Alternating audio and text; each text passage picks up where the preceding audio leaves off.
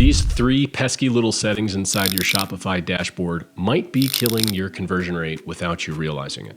So as you guys know, I've been teaching and coaching dropshipping on Shopify for about 7 years now. I've been doing this a very long time. I've worked with hundreds and hundreds of clients one-on-one. Okay, so I've got thousands of people in my coaching program, but I've worked with hundreds of clients one-on-one, like personally getting into their stores, into the settings, and just troubleshooting with them, figuring out, if something's not working, we got to figure out what's wrong, right? Countless hours have been invested into this.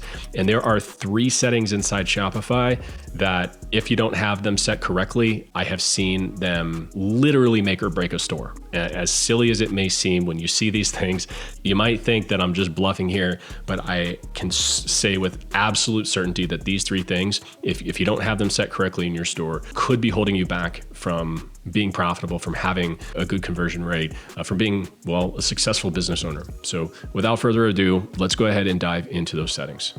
All right, the first one, guys, you can find this here in the preferences underneath online store. So from your Shopify dashboard, navigate to online store, and you'll get this little drop down here, and you'll go ahead and click on preferences, okay?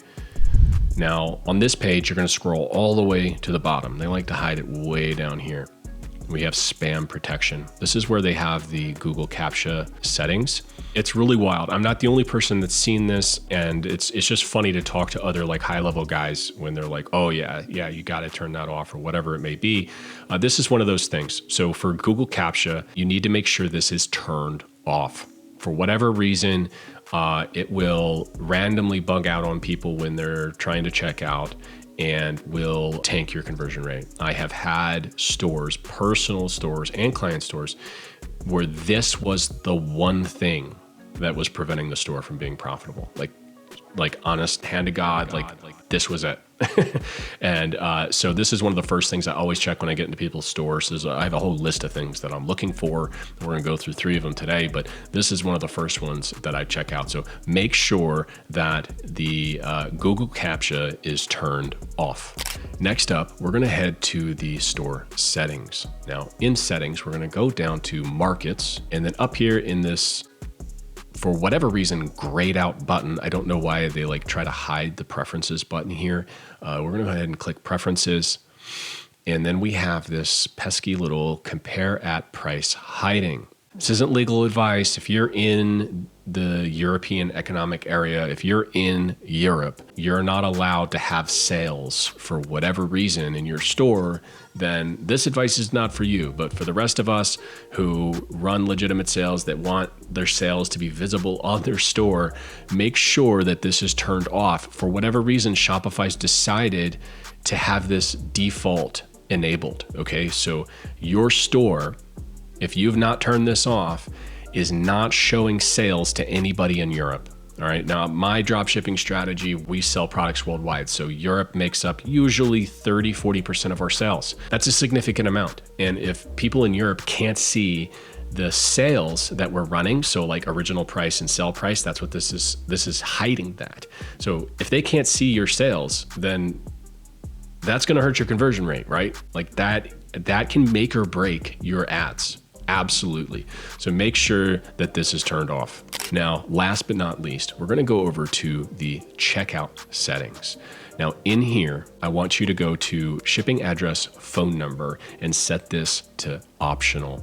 I want to say it's set to required as default, but I can't say for certain, but I do know that most of my clients, when I get into their store, they've got it set at required. And the reason that they do this, and I'm going to have to kind of break down the logic behind keeping it as optional and not as required. But fulfillment agents will always tell you they need phone numbers, so make sure you require them on your orders. A lot of orders on AliExpress you can't place an order on AliExpress for a lot of addresses if you don't have a phone number, all right? This really comes down to, it's just a mathematical equation, right? If you require phone numbers, you're going to see a reduction in conversion rate, whether it's people that don't feel comfortable sharing their phone number, or it's people who just don't fill it in, go to checkout, they get an error because they didn't fill out a field.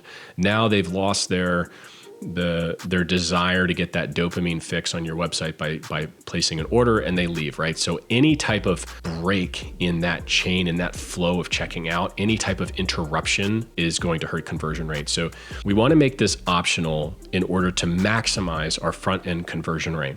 Now, what do you do in a situation where a customer doesn't provide a phone number, but you need it in order to ship them an order? This is actually quite simple. You just email the customer and ask them for their phone number after they've already placed the order. The way we handle this is we typically give a customer about 7 days to respond, to give us their phone number. We'll reach out 2 or 3 times. And I'd say in like 8 out of 10 cases, people respond with their phone number and you're good to go. Now, in the 2 out of 10 cases where you need a phone number and they won't respond, we will just fill in a fake phone number for these customers. We'll usually just zero it out and ship the order without a phone number, essentially, or with a fake number.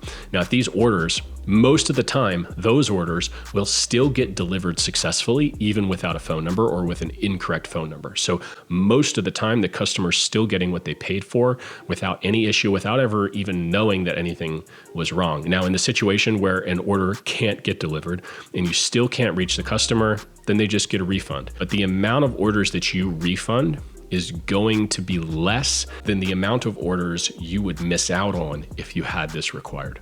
So I highly recommend setting your shipping address, phone number to optional.